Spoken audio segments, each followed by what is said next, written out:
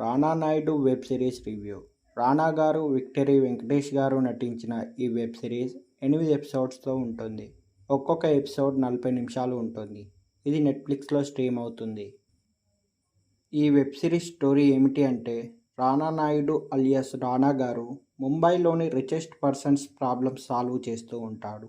అయితే తాను చేస్తున్న జాబ్ వదిలి ఫ్యామిలీతో గడపాలని అనుకుంటాడు. కానీ అది కుదరదు. ఈ సీజన్ 2లో మాత్రం తన సొంత ఫ్యామిలీకే ప్రాబ్లమ్స్ వస్తాయి. వాటిని సాల్వ్ చేసుకోవాల్సి వస్తుంది. అదే టైంలో రానా నాయుడుకి కొన్ని ప్లాన్స్ ఉంటాయి.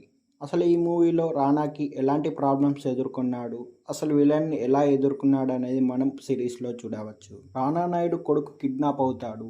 అసలు తన కొడుకును ఎవరు కిడ్నాప్ చేశారు, ఎందుకు కిడ్నాప్ చేశారు, అయితే తన కొడుకును కాపాడడం కొరకు రానా నాయుడు ఏం చేశాడనేది మనం కూడా సిరీస్లో చూడవచ్చు. అసలు ఇన్ని ప్రాబ్లమ్స్ మధ్య మన హీరో ఎలా బయటపడ్డాడు అనేది కూడా మనం సిరీస్లో చూడవచ్చు.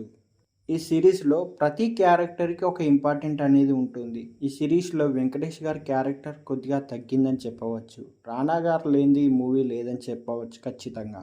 ఈ మూవీని వన్ టైం వాచబుల్గా చూడవచ్చు.